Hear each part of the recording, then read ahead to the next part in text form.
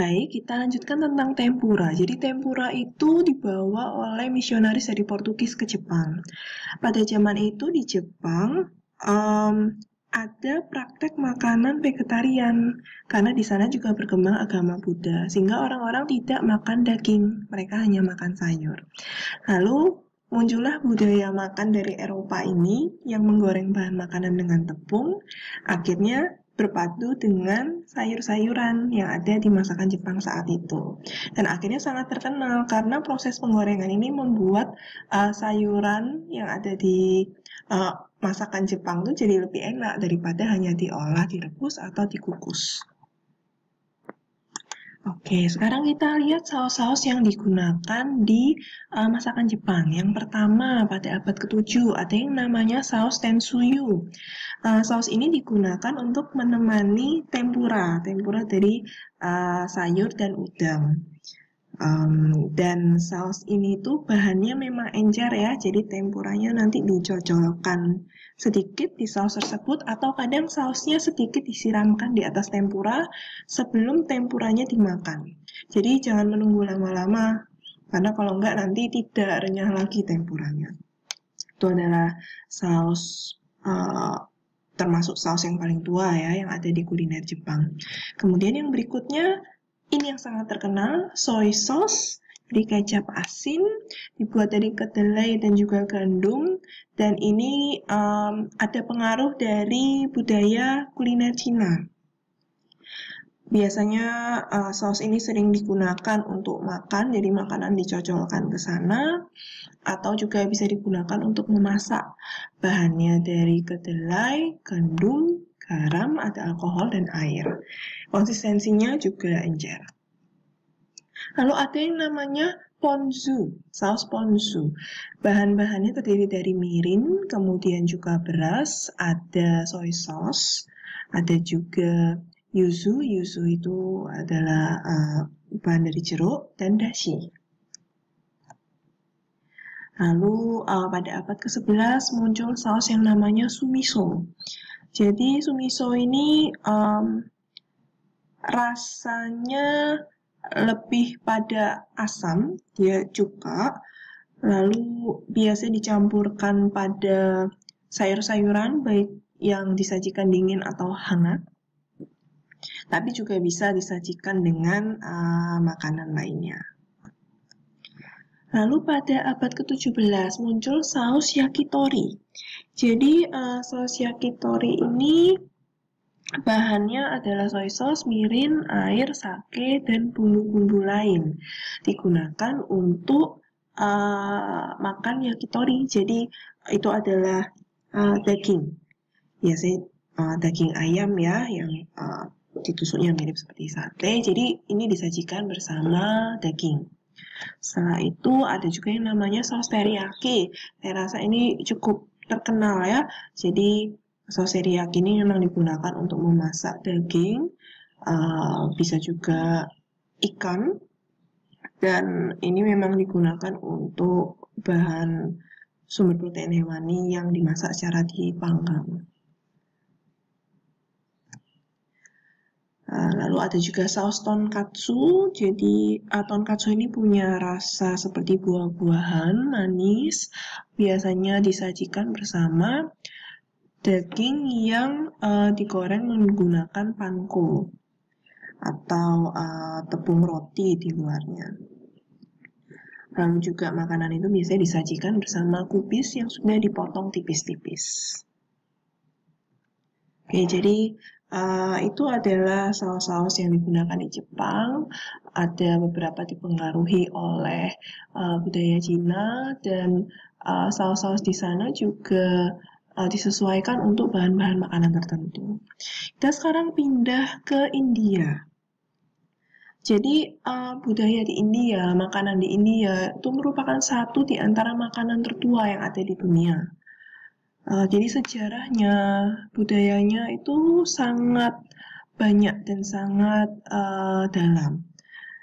Oke, beberapa hal yang mempengaruhi masakan India tentunya adalah agama, karena di India itu ada agama Hindu yang merupakan agama mayoritas di sana, tapi juga ada agama Islam di mana beberapa bahan itu dilarang untuk dimakan, meskipun juga ada agama-agama lain yang mungkin punya pengaruhnya tersendiri terhadap makanan. Tapi yang paling banyak berpengaruh terhadap makanan di India adalah agama Hindu dan agama Islam.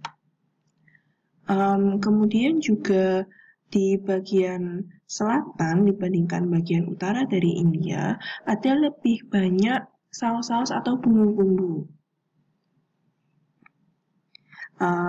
Tapi secara umum sendiri masakan India itu sangat kaya akan rempah. Jadi flavornya, rasa dan aromanya itu sangat kuat. Yang menarik lagi lainnya adalah bahan-bahan dasar yang masih ada di masakan India adalah roti yang pipih, serta nasi, beserta biasanya bumbu kari. Itu pasti ada di masakan India. Kita lihat beberapa bumbu yang digunakan. Jadi ada yang namanya saus raita.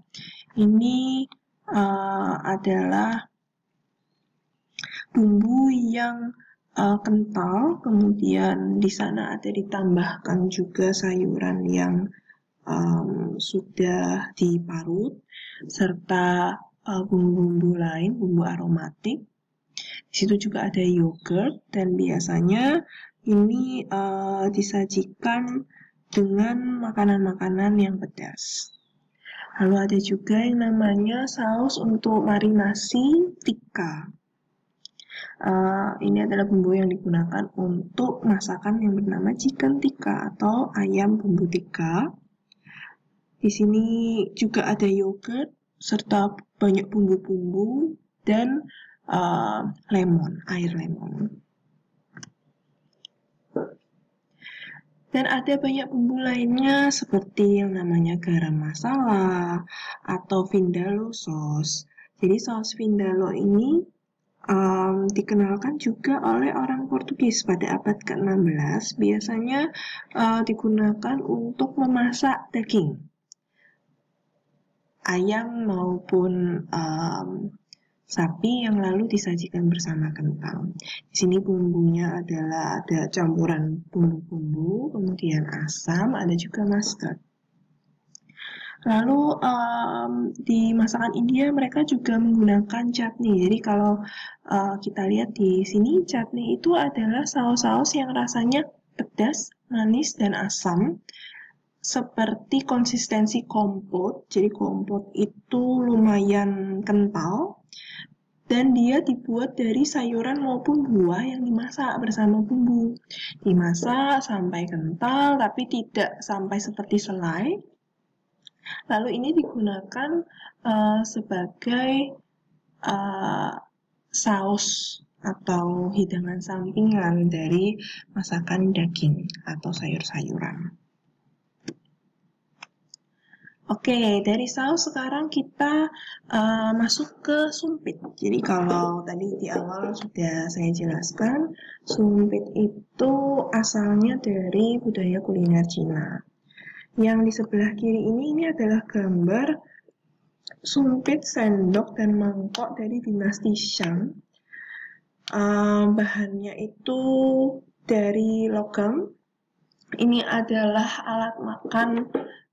salah satu alat makan yang tertua yang ada. Lalu di sebelah kanan itu adalah perkembangan sumpit saat ini dari Jepang. Yang pendek itu namanya hashi, yang panjang namanya saibashi. Kalau hashi itu yang pendek biasanya digunakan untuk makan. Tapi kalau mau memasak juga ada bentuknya lebih panjang yang namanya saibashi. Ini adalah perbandingan sumpit-sumpit yang ada dari beberapa negara di Asia. Kita lihat dari atas, itu adalah sumpit yang bahannya dari melamin, digunakan di Taiwan ini untuk makan. Lalu di bawahnya ada sumpit bahan porselen dari Cina. Di bawahnya lagi adalah sumpit yang berbahan bambu dari Tibet. Diikuti oleh sumpit dari kayu, dipakai oleh orang Vietnam. Lalu di sini ada sumpit dan sendok. Bahannya dari stainless steel. Ini adalah alat yang digunakan di Korea. Di bawahnya ada 2 sumpit. Ini sumpit untuk pasangan ya, laki-laki dan perempuan dari Jepang. Bahannya dari kayu. Lalu yang di bawahnya lagi ada yang ukurannya lebih kecil, itu untuk anak-anak. Itu juga adalah sumpit Jepang. Lalu yang di bawahnya ini sering kita temui ya, kalau kita makan di restoran Jepang terutama, sumpit dari kayu yang sekali pakai saja. Jadi ini biasanya harus dipatahkan dulu karena di bagian ujung atasnya itu menyambung.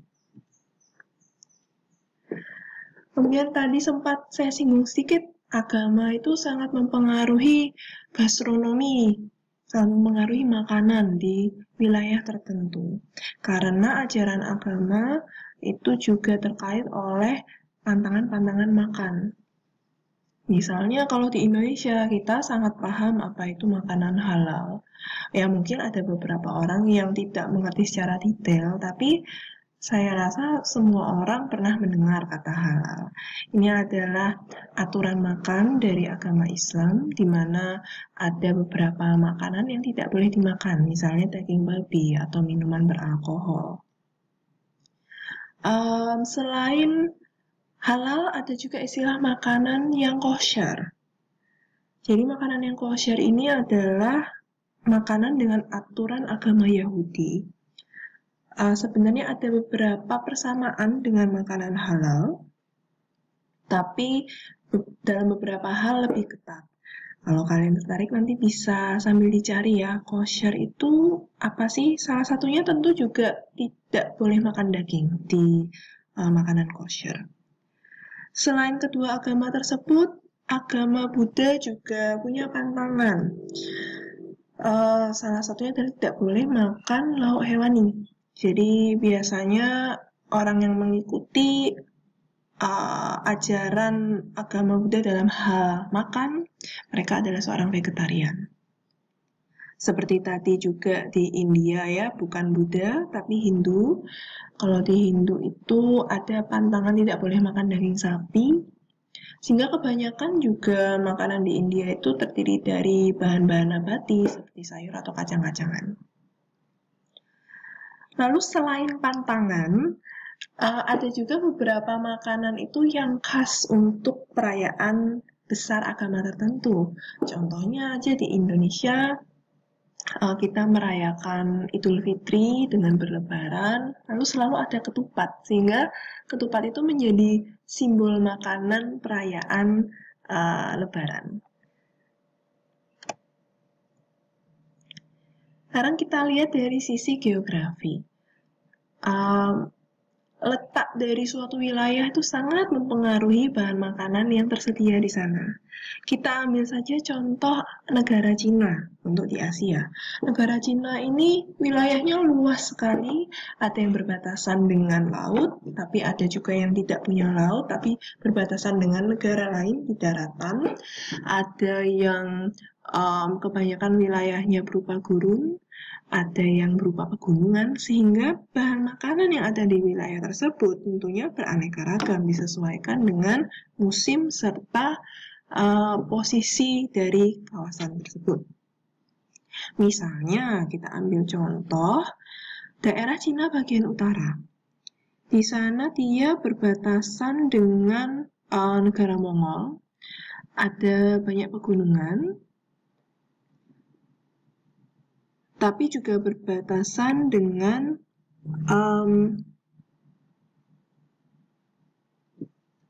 laut di sana, sehingga flavor makanannya itu adalah asin dan juga sederhana. Sayuran tidak terlalu banyak. Lebih banyak itu daging-dagingan. Kemudian kita lihat di bagian barat. Karena Cina bagian barat ini berbatasan dengan negara-negara yang dia punya aturan makan halal, akhirnya di sini juga terpengaruh. Kebanyakan makanan di bagian barat ini adalah makanan yang halal, banyak menggunakan malah kambing. Gitu. Setelah itu di bagian Cina Tengah, di bagian sini tuh mereka punya banyak bumbu-bumbu masakan, sehingga masakan di sana itu punya